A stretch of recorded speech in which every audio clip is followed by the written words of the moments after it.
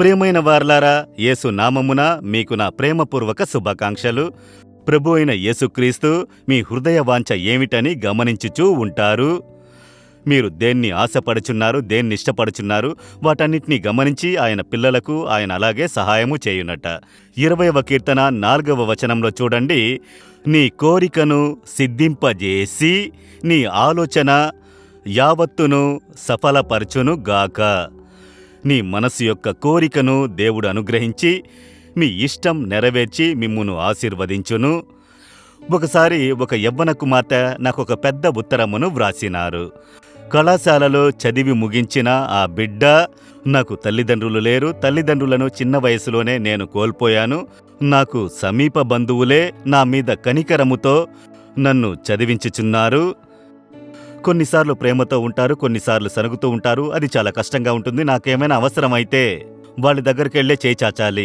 తల్లిదండ్రులైతే హక్కుతో అడగలను, నా మీద కనికరము నుంచి కాపాడుచున్నారు. హక్కుతో అడగలేము కదా, కనుక భయపడుతూ ప్రతిదినం జీవించుచున్నాను.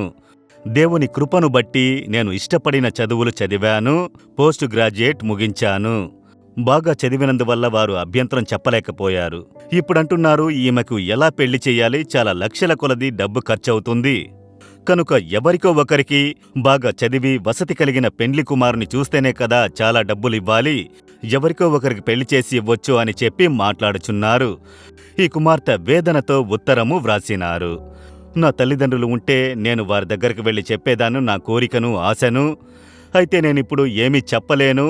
వారు నా మీద కనికరముతో నన్ను చదివించుచున్నారు. వారు చెప్పినట్లే కదా, కనుక నాకు ఎవరున్నారు అని చెప్పింది. నేనామెకు ఉత్తరం రాశాను, నీకు పరమ తండ్రి ఉన్నారు. యేసు నీ కోరికను నెరవేర్చును. నీవు ఇష్టపడిన దాన్ని దేవుడు ఎదుట అడుగు, సిన్సియర్గా ప్రార్థించు, విశ్వాసముతో ప్రార్థించు, దేవుడు అద్భుతం చేయును అని. కొన్ని మాసములు గడిచిపోయాయి. పెండ్లి పత్రికతో పాటు ఆ కుమార్తె దగ్గర నుండి ఒక ఉత్తరము వచ్చినది. ఆమె చెప్పినది, అంకుల్, మీరు చెప్పినట్లు నేను యేసు దగ్గరకు వెళ్ళి నా కోరికనంతా చెప్పి ప్రార్థించాను.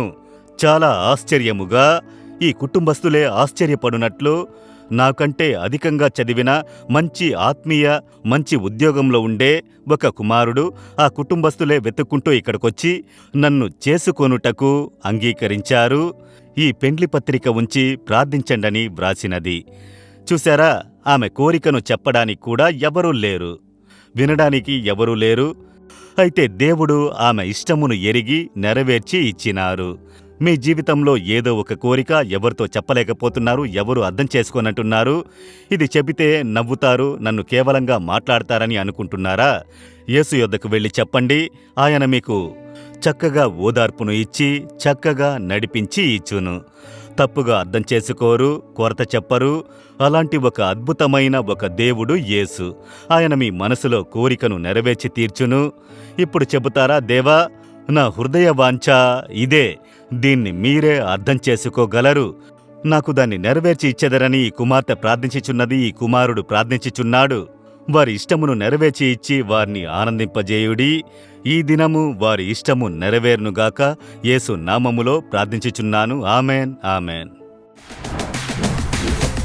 జీసస్ రెడీమ్స్ తెలుగు యూట్యూబ్ ఛానల్ను సబ్స్క్రైబ్ చేయండి.